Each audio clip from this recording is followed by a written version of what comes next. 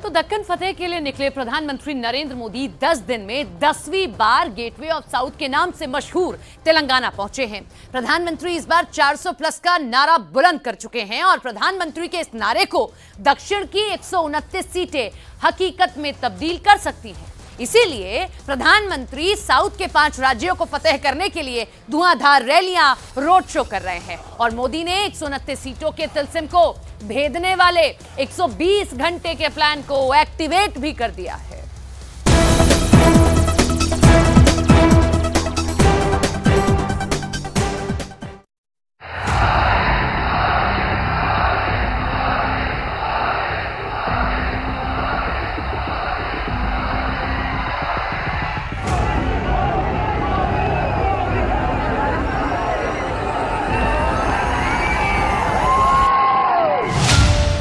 मोदी का मिशन दक्षिण, दक्कन फतेह को निकले मोदी। साउथ की चाबी खोलेगी 400 सीटों का ताला। तेलंगाना के लोगों ने मोदी को फिर से वापस लेने का फैसला सुना दिया है। तेलंगाना भी कह रहा है तीसरी बार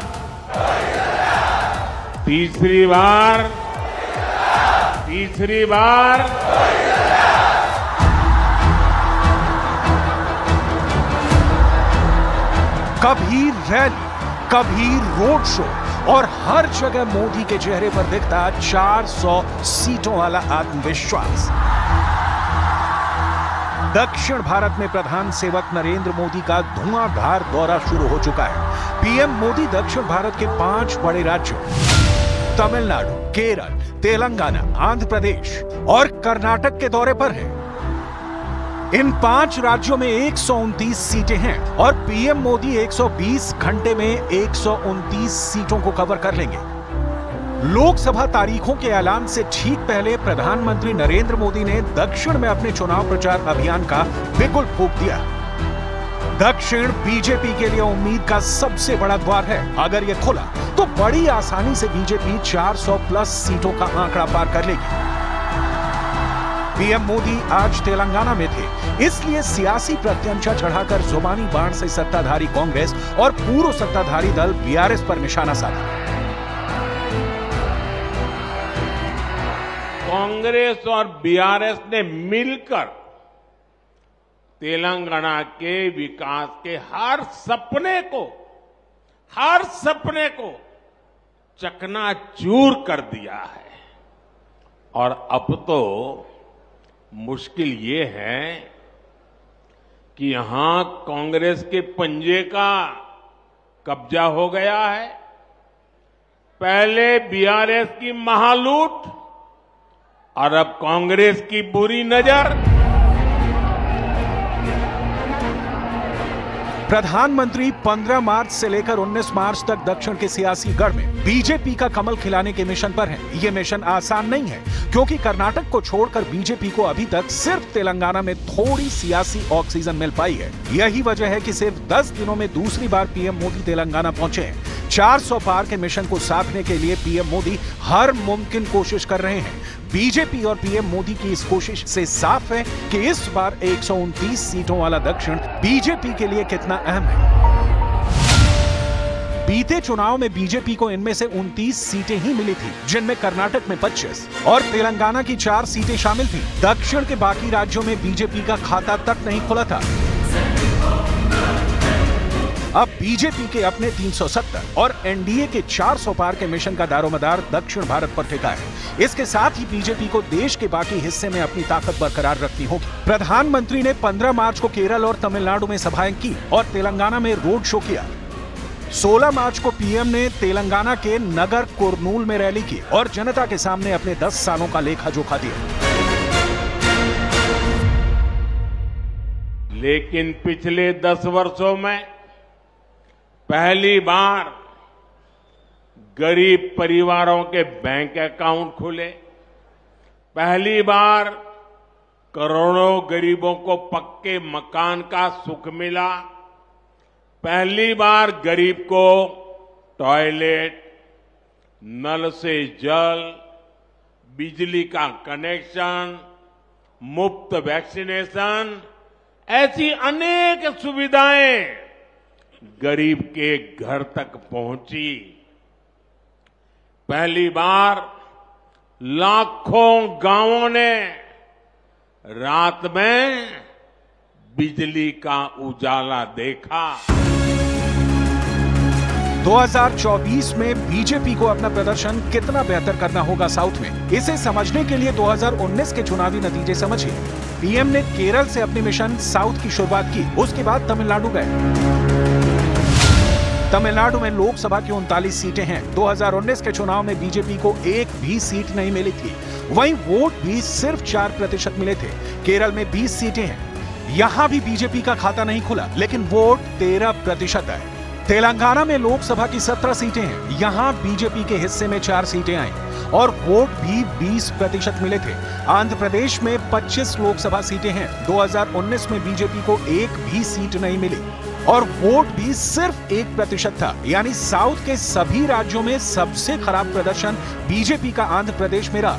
लेकिन कर्नाटक में 28 लोकसभा सीटों में से 25 सीटें जीतकर 2019 में बीजेपी ने आंध्र, केरल और तमिलनाडु की कसर पूरी कर दी। लेकिन इस बार तो पीएम मोदी ने टारगेट ही 400 प्लस का रखा है और इसके लिए जीरो से काम नहीं चलेगा। सीटों के नंबर बढ़ाने होंगे और सीटों के नंबर तभी बढ़ेंगे जब वोट बढ़ेंगे।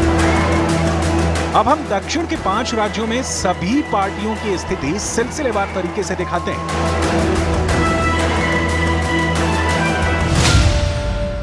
साल 2014 में बीजेपी को तमिलनाडु में 1 सीट मिली थी और 6% वोट मिले थे। साल 2019 में सीट भी घट गई और वोट भी।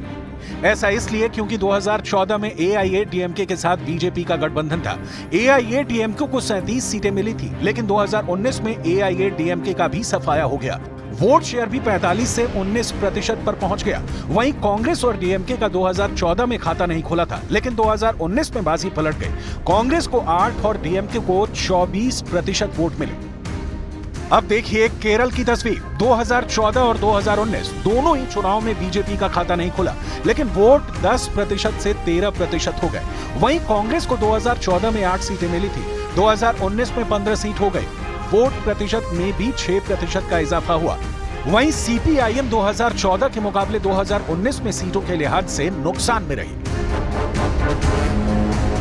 केरल के बाद आपको दिखाते हैं तेलंगाना का हाल। साल 2014 में बीजेपी को 1 सीट मिली थी और 10% वोट मिले थे, लेकिन 2019 में बीजेपी को 20% वोट मिले थे और 4 सीटें मिली थी। वहीं कांग्रेस को 2014 में 2 सीटें मिली थी और 2019 में 3 सीटें मिली।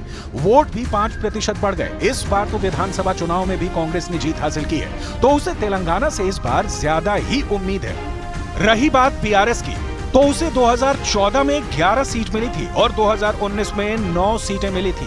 राज्य में बीआरएस की सत्ता जा चुकी है, हालात कुछ अच्छे नहीं दिख रहे।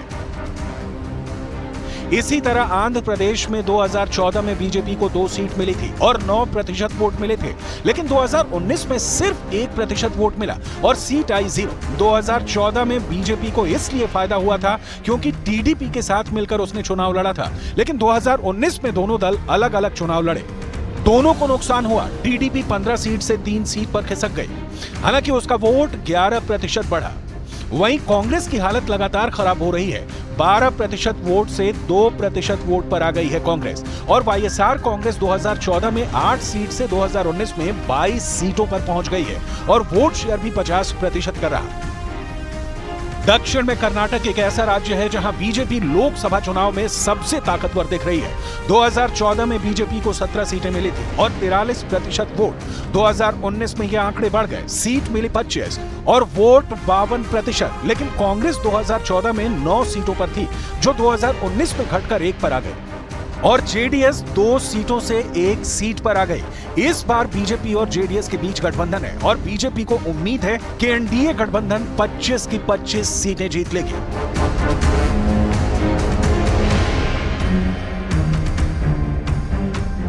प्रधानमंत्री 17 मार्च को आंध्र प्रदेश में तेलुगु देशम बीजेपी जन सेना की संयुक्त रैली को संबोधित करेंगे। आंध्र प्रदेश में एनडीए की रैली को राज्य में सत्तारूढ़ वाईएसआरसीपी के खिलाफ 3 दलों के शक्ति प्रदर्शन के रूप में देखा जा रहा है। मोदी 18 मार्च को तेलंगाना के जगतिया और कर्नाटक के शिमोगा में रैलियों को संबोधित कर सकते हैं और तमिलनाडु के कोयम्बटूर में रोड शो करेंगे।